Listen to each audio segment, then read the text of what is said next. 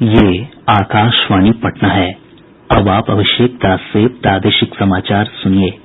पहले मुख्य समाचार। राष्ट्र आज लौह पुरुष सरदार पटेल की 145वीं जयंती राष्ट्रीय एकता दिवस के रूप में मना रहा है।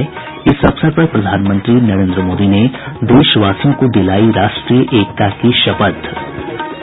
भाजपा के वरिष्ठ नेता और रक्षा मंत्री राजनाथ सिंह ने कांग्रेस समेत अन्य विपक्षी दलों पर पाकिस्तान प्रायोजित आतंकवाद को समर्थन देने का आरोप लगाया। दूसरे चरण के मतदान के लिए कल शाम थम जाएगा प्रचार का शोर।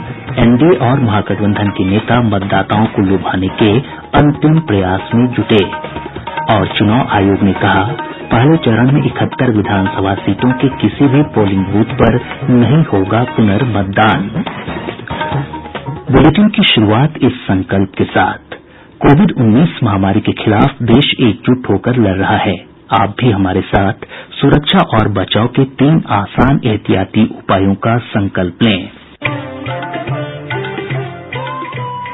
कोविड-19 से बचाव और सुरक्षित रहने के 3 उपाय। मास्क लगाएं, 2 गज दूरी है जरूरी, सुरक्षित दूरी रखें, हाथ और मुंह साफ रखें। अब समाचार विस्तार से। राष्ट्र आज लौह पुरुष सरदार पटेल की 145वीं जयंती मना रहा है। इस दिन को राष्ट्रीय एकता दिवस के रूप में मनाया जाता है। इस अवसर पर प्रधानमंत्री नरेंद्र मोदी ने गुजरात के केवड़िया में स्टैच्यू ऑफ यूनिटी पर सरदार पटेल को पुष्पांजलि अर्पित की। बाद में उन्होंने देशवासियों को राष्ट्रीय एकता की शपथ दिलाई।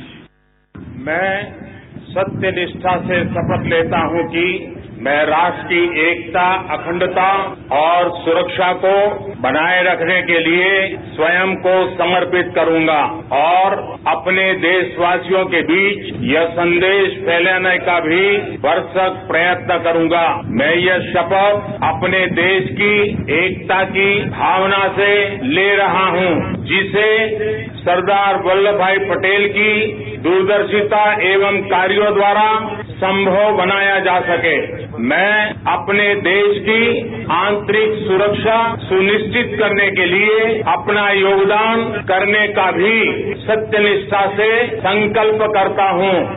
श्री मोदी अभी केवड़िया से देशवासियों को संबोधित कर रहे हैं। इस अवसर पर नई दिल्ली में आयोजित समारोह में राष्ट्रपति रामनाथ कोविंद, उपराष्ट्रपति एम वेंकैया नायडू और गृह मंत्री अमित शाह समेत कई गणमान्य लोगों ने सरदार पटेल की प्रतिमा पर माल्यार्पण कर उन्हें श्रद्धांजलि अर्पित की। गृह मंत्री ने लोगों को राष्ट्रीय एकता की शपथ दिलाई। पूर्व प्रधानमंत्री इंदिरा गांधी की आज 36वीं पुण्यतिथि है। प्रधानमंत्री नरेंद्र मोदी ने इंदिरा गांधी की पुण्यतिथि पर उन्हें श्रद्धांजलि अर्पित की है। भाजपा के वरिष्ठ नेता और रक्षा मंत्री राजनाथ सिंह ने आरोप लगाया है कि विरोधी दल के नेता अपने रवैये से पाकिस्तान प्रायोजित आतंकवाद को समर्थन दे रहे हैं। श्री सिंह भागलपुर के पीरपैंती में एक चुनावी सभा को संबोधित कर रहे थे। उन्होंने कहा कि पुलवामा हमले पर कांग्रेस सवाल उठा रही थी, लेकिन अब पाकिस्तान के एक मंत्री ने खुद वहां की संसद में इस बात को स्वीकार किया है कि यह हमला पाकिस्तान सरकार की साजिश थी। श्री सिंह ने कहा कि हमले के समय सरकार पर सवाल उठाने वाले कांग्रेस समेत अन्य विपक्षी दलों के नेताओं की चुप्पी बता रही है कि अपने राजनीतिक हितों के लिए ये दल देश की सुरक्षा से भी समझौता कर सकते हैं। दूसरे चरण के विधानसभा चुनाव के लिए प्रचार चरम पर है। इस चरण के लिए कल शाम चुनाव प्रचार थम जाएगा। दोनों गठबंधन के नेता जहां एक और मतदाताओं को लुभाने की कोशिश में जुटे हैं, वहीं आरोप प्रत्यारोप का दौर भी जारी है।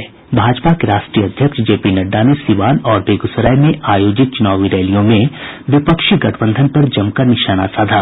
उन्होंने कहा कि नीतीश कुमार के नेतृत्व वाली सरकार ने बिहार को गुंडाराज के दौर से बाहर निकाला। जदयू अध्यक्ष और मुख्यमंत्री नीतीश कुमार ने सीतामढ़ी, शिवहर और खगड़िया में चुनावी सभाओं को संबोधित किया। उन्होंने कहा कि विरोधी दल सरकार को लेकर झूठ और भ्रम का माहौल पैदा कर रहे हैं।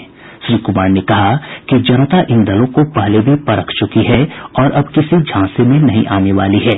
दूसरी तरफ राजद के वरिष्ठ नेता और महागठबंधन के मुख्यमंत्री पद के उम्मीदवार तेजस्वी प्रसाद यादव ने विभूतिपुर, कुशेश्वरस्थान और मधुबनी में आयोजित चुनावी सभाओं में कहा कि यदि महागठबंधन की सरकार बनती है तो पढ़ाई, दवाई, कमाई और सिंचाई सरकार की प्राथमिकता होगी। भाजपा के वरिष्ठ नेता और केंद्रीय मंत्री रविशंकर प्रसाद ने सारण, समस्तीपुर और सीतामढ़ी में जनसभाओं को संबोधित करते हुए कहा कि केंद्र सरकार बिहार को आईटी हब के रूप में विकसित करने के लिए प्रतिबद्ध है। भागलपुर में एक चुनावी सभा में लोक जनशक्ति पार्टी के अध्यक्ष चिराग पासवान ने कहा कि यदि वे सरकार में आते हैं तो शिक्षा और रोजगार पर सबसे अधिक ध्यान दिया जाएगा। सीपीआई नेता कन्हैया कुमार ने सरैया और भाकपा माले के दीपंकर भट्टाचार्य ने गोपालगंज में महागठबंधन उम्मीदवारों के पक्ष में चुनावी सभाओं को संबोधित किया। रालोसपा अध्यक्ष उपेंद्र कुशवाहा ने पटना सिटी में, एआईएमआईएम अध्यक्ष असदुद्दीन ओवैसी ने नाथनगर में और जन अधिकार पार्टी के पप्पू यादव ने हिलसा में अपने उम्मीदवारों के लिए वोट मांगे। चुनाव आयोग ने कहा है कि प्रथम चरण में 71 विधानसभा सीटों के किसी भी मतदान केंद्र पर पुनर्मतदान नहीं होगा।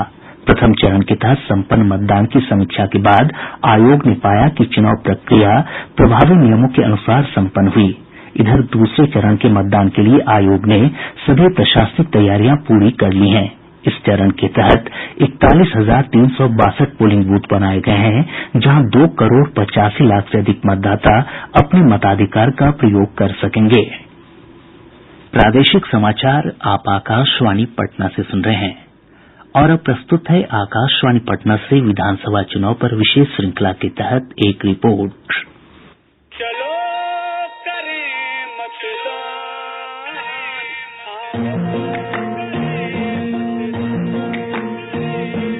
आओ चलें आगे बढ़ें, लोकतंत्र गढ़ें।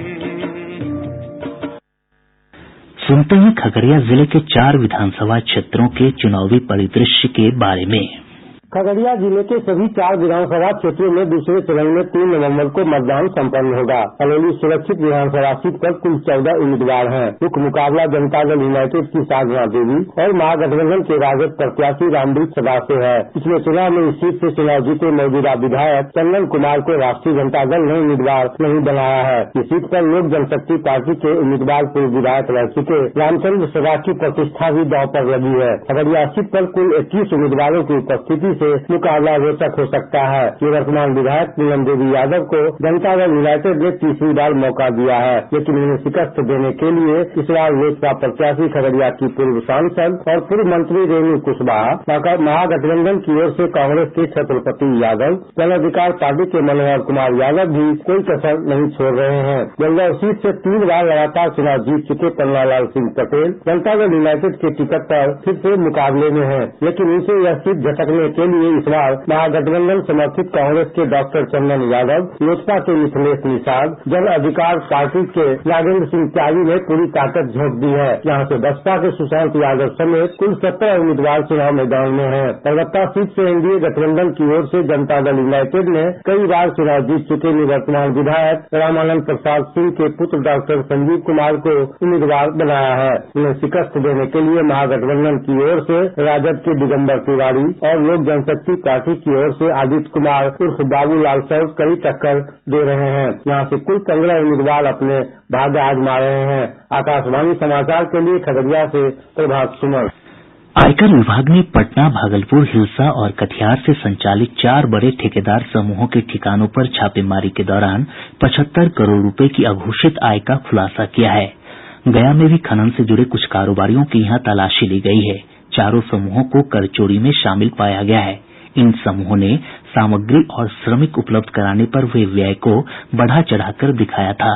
केंद्रीय प्रत्यक्ष कर बोर्ड ने कहा है कि नकदी प्रविष्टि, बिक्री और खरीद में 8 करोड़ रुपए से अधिक की गड़बड़ी की गई है। पत्थरों की खरीद बिक्री का हिसाब भी बही खाते में नहीं मिला है। बोर्ड के अनुसार तलाशी के दौरान 3 करोड़ 21 लाख रुपए जब्त किए गए और 30 करोड़ रुपए के फिक्स्ड डिपॉजिट और 16 करोड़ रुपए की संपत्ति की निकासी पर रोक लगाई गई है। बोर्ड ने कुछ पक्षों के बैंक दस्तावेज, खाते और अन्य सामग्री भी बरामद की है। मुंगेर में हुए उपद्रव के बाद स्थिति अब सामान्य होने लगी है। हमारे संवाददाता ने बताया है कि दुर्गा प्रतिमा विसर्जन के दौरान हुई गोलीबारी की जांच शुरू कर दी गई है।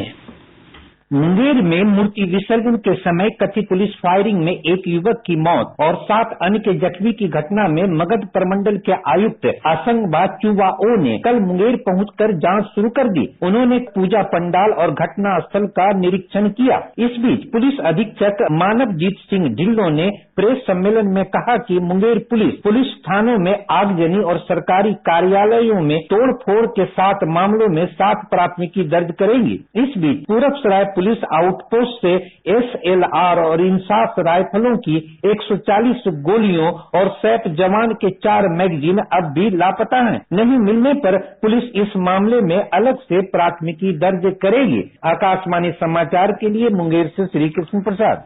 देश भर के सैनिक स्कूलों में शैक्षणिक सत्र 2021-22 से अन्य पिछड़ा वर्ग के अभ्यर्थियों को आरक्षण का लाभ मिलेगा। रक्षा सचिव अजय कुमार ने एक ट्वीट में ये जानकारी दी। उन्होंने बताया कि ओबीसी कोटे के लिए नामांकन में 27% सीटें आरक्षित रहेंगी। प्रदेश में कोरोना से संक्रमण मुक्त होने की दर बढ़कर 95.68% हो गई है। यह राष्ट्रीय औसत से 4.53% अधिक है। अब पटना से प्रकाशित प्रमुख समाचार पत्रों की सुर्खियां। दूसरे चरण के चुनाव के लिए प्रचार अभियान से जुड़ी खबरें हिन्दुस्तान, दैनिक जागरण, प्रभात खबर और दैनिक भास्कर समेत सभी समाचार पत्रों की प्रमुख सुर्खी है। इसके अलावा आयकर विभाग द्वारा नल जल योजना के ठेकेदारों के ठिकानों पर छापेमारी और मुंगेर कांड से जुड़ी खबरों को समाचार पत्रों ने प्रमुखता से प्रकाशित किया है। और अब अंत में मुख्य समाचार एक बार फिर। राष्ट्र आज लौह पुरुष सरदार पटेल की 145वीं जयंती राष्ट्रीय एकता दिवस के रूप में मना रहा है। इस अवसर पर प्रधानमंत्री नरेंद्र मोदी ने देशवासियों को दिलाई राष्ट्रीय एकता की शपथ। भाजपा के वरिष्ठ नेता और रक्षा मंत्री राजनाथ सिंह ने कांग्रेस समेत अन्य विपक्षी दलों पर पाकिस्तान प्रायोजित आतंकवाद को समर्थन देने का आरोप लगाया। दूसरे चरण के मतदान के लिए कल शाम थम जाएगा प्रचार का शोर।